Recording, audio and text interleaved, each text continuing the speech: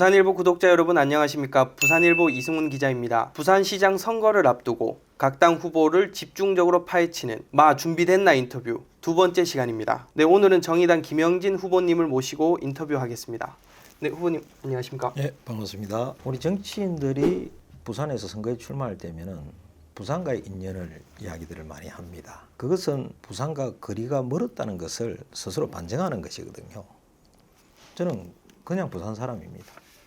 부산에서 태어나서 이때까지 살고 있기 때문에 30년 이상 한 직장에서 근무한 저는 노동자입니다. 그렇기 때문에 노동자의 마음을 가장 잘 알고 또 서민의 마음을 가장 잘 안다고 생각을 합니다.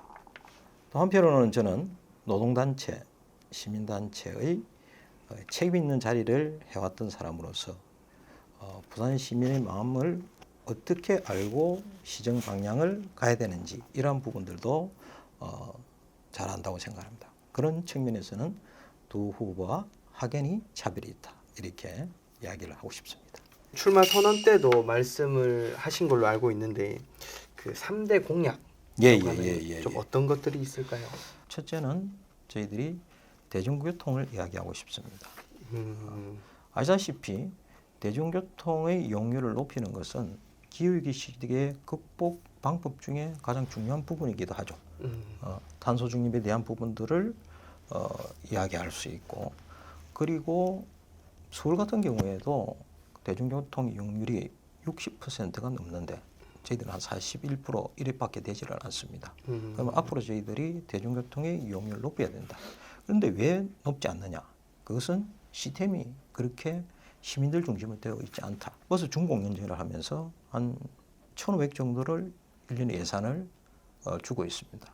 그런데 그만큼 우리 시민들이 혜택을 받느냐? 그렇지는 않습니다. 그렇기 때문에 저희들은 이번 공약을 통해서 버스 회사들에게 주는 돈이 아니라 그 예산을 시민들에게 혜택을 주자.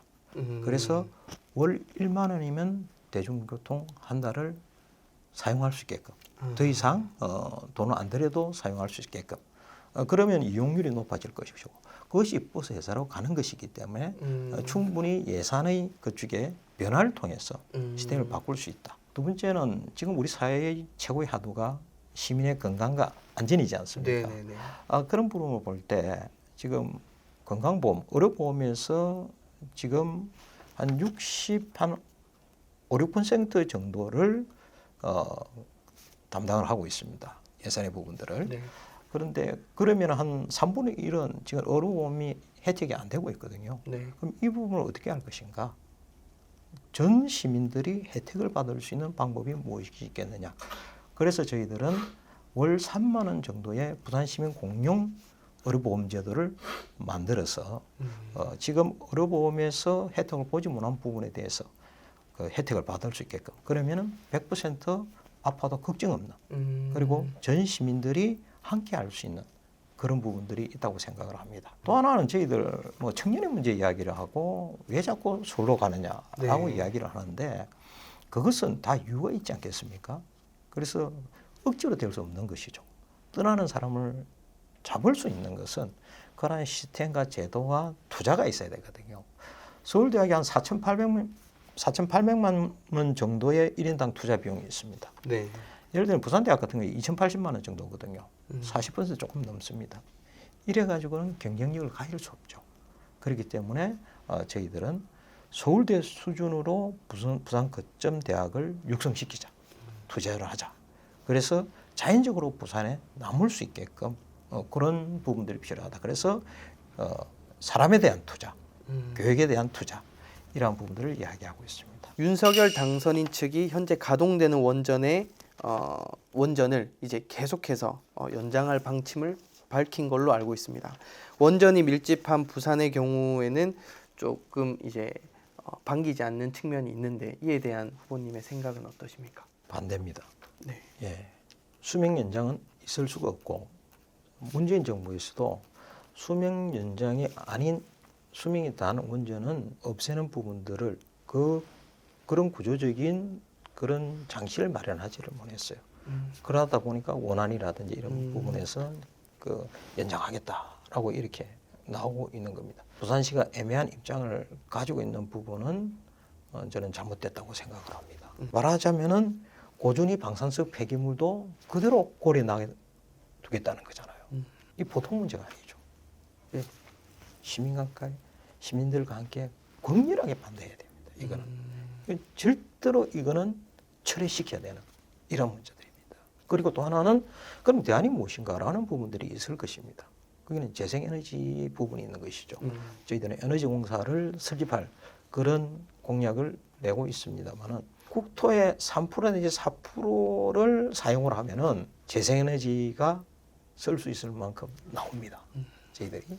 그리고 이미 재생에너지 산업은 세계적으로 돈 되는 산업으로 인지되고 있습니다. 저희들이 재생에너지 사용률이 7%밖에 안 되거든요. 저희 나라가. 미국 22%. 우리는 잘 몰랐는데 알고 보니 중국도 28%. 기후위기를 극복하고 네. 새로운 에너지를 만들기 위한 그런 부산의 내용을 신에너지를 그렇죠. 이제 그렇죠. 연구하는 예. 그럼 부산시 산하의 그런 공사가 되는 그렇죠. 예, 예. 이 질문은 당의 입장과 후보님의 입장이 좀 다를 수도 있겠다는 생각이 들었는데요. 가덕 신공항 조기 개항에 대한 입장은 무엇입니까? 사전 타당성 조사를 끝냈고 그다음에 사학계획 의결하고 예타 면제까지 끝냈습니다. 예. 그럼 이제는 정치적 판단은 저는 끝났다고 생각을 합니다. 13조 7천억 정도의 막대한 예산이 들어가는 국책 사업이거든요. 네. 그러려면은 이 사업이 절대로 정치적 압박이나 정치적 고려에 의해서 사업이 되면 안 된다. 100년 대계를 위한 사업이라 한다면은 앞으로 있을 환경 영향 평가 또 13조 7천억에 대한 적정성 여부 그다음에 설계 시공 이러한 부분들이 아주 세밀하게 돼야 되는 것이죠. 당길 수 있고 줄일 수 있는 부분이 있다면은 할 수도 있겠지만 그것이 졸속으로 처리되는 부분들이 있어서는 안 되는 것이고 그리고 공사 기간이라는 게 분명히 있습니다. 네. 이건 기술적인 측면이지 않습니까? 네. 이것이 정치인들이 압박을 하면 안 되는 것이죠. 두 번째 질문도 좀 연결이 되는 것 같은데요. 부산의 최대 현안인 2030 월드 엑스포 북항 재개발은 어떻게 구상을 하고 계십니까? 엑스포 뭐 좋습니다. 우리가 엑스포를 유치한다면은 마이너스 되는 건 아니죠. 네. 근데 요즘 박람회를 보게 되면은 이렇게 종합 박람회도 있지만 등록 엑스포입니다만은 네. 그 분야별로 엑스포들이 많이 있거든요. 네. 그러니까 박람회를 많이 엽니다. 네. 전자면 전자 이런 부분이 있듯이 그래서 옛날만큼 그렇게 등록 엑스포가 경제 효과를 유발할 것인지 경제 유발 효과가 클 것인지 이것은 사실은 저희들이 볼 적에는 의무시되는 부분들이 있습니다. 이러한 부분들을 조금 더 꼼꼼히 살펴야 되지 않겠느냐 그렇게 생각을 하고요. 부산 엑스포가 되면은 부산이 확 다 잘 쓸 수 있느냐 이건 또 다른 문제이거든요. 그럼 현재의 문제를 어떻게 해결할 것인가? 뭐 자영업자 소상공인의 문제, 또 불안정한 우리 일자리의 문제 이러한 부분들도 같이 해결해야 되는 것이다. 그다음에 이제 북한 개발. 북한 개발은 시민들에게 친수 공간을 돌려주겠다는 그런 기본적인 입장이 있었거든요. 네. 그런데 1단계 개발을 하다 보니까 이게 부동산 개발이 아닌가라는 또 의문을 가지게 됩니다. 이러한 부분들은 2단계에서는 돼서는 안 된다. 시민들에게 돌려줄 수 있는 시민이 참여하는 그런 북한 개발이 돼야 된다 생각을 합니다. 물론 항만공사, 해수부 또 부산시 협치가 잘 돼야 되겠죠. 각 부서별 이익이 아닌 전체적으로 협치는 잘 돼야 되고 협의를 잘 해야 되겠지만 그 속에 녹아들어야 될 것은 부산 시민의 마음, 부산 시민을 위한 부분들이 들어가야 된다. 그렇기 때문에 부산 시민의 참여를 전제로 한 그런 사업이 돼야 된다. 저는 그렇게 생각을 합니다. 세 번째로는 미래 세대인 부산 청년들이 수도권을 찾아 떠나는 문제 어떻게 해결하시겠습니까? 부산이 가장 큰 문제는 불안정한 일자리입니다. 일자리가 있으면 떠나질 않겠죠. 그런데 일자리가 있어도 굉장히 불안정합니다. 서비스업을 중심으로 한 그런 노동자들이 많다 보니까 이런 부분에 대해서 어떻게 보완을 해줄 것인가. 좋은 일자리도 좋지만 지금 불안정한 있는 일자리를 어떻게 보완을 해주고 그리고 있는 일자리가 떠나지 않도록 예를 들면 한진중공업 같은 경우에는 네. 지금 한 뭐 3년 이야기도 하고 불안정한 모습도 네. 있습니다. 그런데 지금 부산에는 100대 기업이 한 곳도 없습니다. 그렇죠. 그런 가운데서 한진중공업 같은 양질의 일자리를 다른 데 가게 만들어서는 안 되죠. 그건 충분히 부산시가 할 수 있는 일이다. 그렇게 생각을 하고. 또 하나는 산업전환의 이야기입니다. 지금 산업전환은 피할 수가 없지 않습니까? 그렇게 되면은 고용 불안의 문제가 동반돼서 나타날 가능성이 굉장히 높습니다. 그럼 이 문제를 어떻게 할 것인가? 그러면 산업을 전환하는 데 있어서 고용 불안을 없애고 고용 안전을 위해서 어떻게 할 것인가?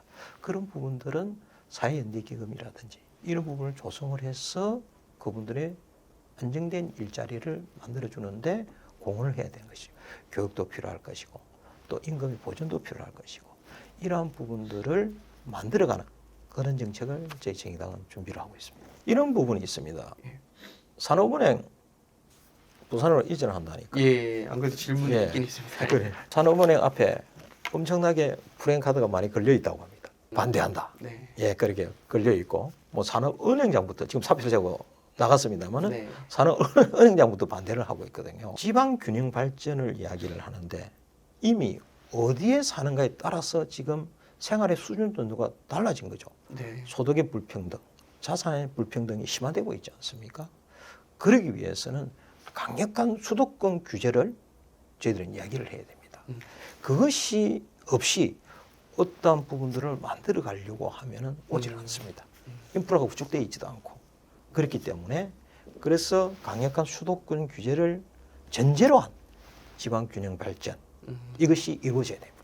부산 기초의원 중대선거구제 확대가 사실상 무산된 걸로 보이거든요. 4인 제4인 선거구제가 한 곳, 부산 같은 경우는 그렇게 결정이 됐는데 진보 지금 4개 정당의 기초의원 당선을 위한 이런 어려운 상황 속에서도 당선을 위한 보관이 좀 있으십니까? 4인 선거구제라는 것은 저희들 진보 정당들이 당선 전략 목적으로 접근한 것은 아닙니다. 정치 개혁이라는 측면에서 다양한 세력이 들어와서 진보 정당뿐만 아니고 두 정당이 독식하고 있는 이런 정치로는 우리 사회를 변화시키지 못하지 않습니까? 그렇기 때문에 진정한 정치 개혁을 저희들은 이야기를 했고 사실 이거는 이재명 후보가 대선 후보 시절에 했지 않습니까? 그렇죠. 그리고 더불어민주당이 당론으로 정했습니다. 네. 그런데 그 4인 선거구를 시민들의 의견을 민의를 가지고 획정위원회가 만들어 안을 원안을 누가 인성을 쪼갰느냐? 더불어민주당이 쪼갰습니다. 결국 그날은 국힘과 더불어민주당이 다르지 않다는 것을 증명한 날이죠. 예, 그래서 저희들은 굉장히 역사적으로 분명히 기억해야 될 날이다. 그렇습니다. 4년 전에 국힘이 그런 만행을 저질렀을 때 더불어민주당은 굉장히 욕을 많이 했습니다. 그런데 똑같은 행동을 4년 뒤에 더불어민주당이 했다는 것이죠. 결국 지금의 정치가 두 당이 서로 독식하기 위한, 독식하기 위한 기득권 유지를 한 그런 정치밖에 하고 있지 않다. 진보정당의 당선 전략이라는 것은 그런 조금 전에 말씀드린 4인 선거구는 정치개혁 측면에서 바라본 것이고 진보정당이 자생력을 가지고 우리의 내용을 가지고 당당하게 이번에 나서려고 하고 있습니다. 그렇기 때문에 그러면은 또 우리 민심을 얻고 유권자의 그런 마음을 얻을 수 있다. 그렇게 생각을 합니다. 최근 정의, 진보, 노동, 부산 녹색, 민주노총 부산본부와 지방선거 공동 대응 기구를 만드셨는데 아직 별다른 영향이 없어 보입니다. 거대 양당 사이에서 어떤 전략으로 존재감을 키우실 계획이십니까? 라고 말씀해 주셨습니다. 진보 사당이 각자의 역할에서 충실했지만은 4년 전에 저희들이 기초의회 한 명 당선시키지 못했고 시의도 당선시키지 못했습니다. 그러다 보니 기회를 잃다 보니 저희들의 이런 내용을 전달할 기회가 없었죠. 그래서 저희들은 작은 차이를 뛰어넘어서 형식적 이거는 합의가 되어서는 안 된다. 제가 그 이야기를 했습니다. 이 형식적 합의하지 말자. 실질적으로 우리가 진보정당의 집권 전략을 시민들에게 어떻게 펼쳐 보일 것인가. 이 내용을 가지자. 우리가 가지고 있는 역량을 최대한 발휘할 수 있는 부분이 무엇이겠냐. 결국 우리는 하나가 되는 것이다. 이쪽에서 출발한 것이죠. 그런데 이제 시작입니다. 사실 이때까지 한 번도 없었지 않습니까? 지난 10년간 한 번도 못 했던 것을 지금 새롭게 시작을 하는 것이거든요. 그렇게 생소할 수밖에 없는데 알아주시니 감사하고 그리고 이 선거에 이제 30일 동안 남은 이 선거 속에서 저희들은 충분히 설명해낼 수 있다. 그렇게 생각을 합니다. 2주 전인가 민주노조 부산지역본부와 네. 우리 정책팀이 정책 협의를 한 적이 있습니다. 음. 두 곳이 거의 같습니다. 노동에 대한 정책이. 아. 노동이 거의 같습니다. 각 당이 가지고 있는 선거 캠프가 있고 그렇기 때문에 자생적으로 할 수 있는 능력들이 있습니다. 네. 하지만 또 제가 시장 후보이기 때문에 네. 함께 할 수 있는 그런 선거운동을 충분히 또 해나가면서 네. 좀 지원 유세도 가고 네. 그런 부분을 가질 겁니다. 상대방 후보에게 영상 편지를 보내는 코너인데 지금 더불어민주당 변성환 후보, 국민의힘 박형준 후보 중에 한 분을 고르셔서 이제 여기 카메라를 보시고 간단히 영상 편지를 남겨주시면 되겠습니다. 저는 두 분 다 얘기해도 되겠습니까? 예. 두 분은 제가 볼 적에는 큰 차별성이 없습니다. 그래서 제가 그냥 이렇게 말씀드려도 다 두 분들에게 공통되는 이야기다 그렇게 생각을 합니다. 저는 그렇게 생각을 합니다. 정치는 솔직해져야 됩니다. 표를 의식하고 자당의 이익을 위한 그런 정치는 이제 종식시켰으면 좋겠습니다. 두 후보님과 제가 분명히 차별은 있습니다.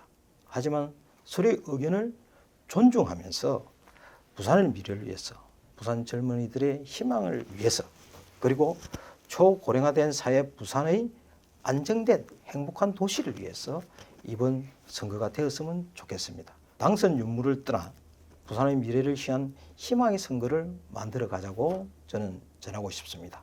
거기에는 각자가 가지고 있는 생각들을, 각 당이 가지고 있는 의견들을 조금 더 솔직하게 하는 그런 지방선거가 되었으면 좋겠습니다. 마지막으로 부산 시민들에게 하고 싶은 말씀이 있으시면. 부산 시민 여러분, 수도권을 제외하고는 부산의 아파트 값이 제일 많이 올랐다고 합니다.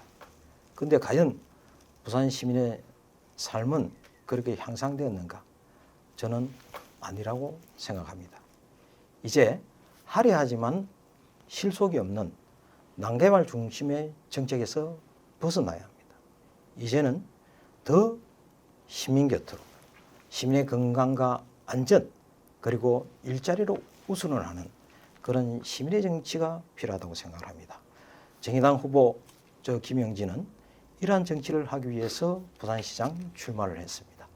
부산 시민 여러분들에게 더욱더 다가가겠습니다. 고맙습니다. 저희는 조만간 다음 후보와 함께 다시 인사드리도록 하겠습니다. 감사합니다.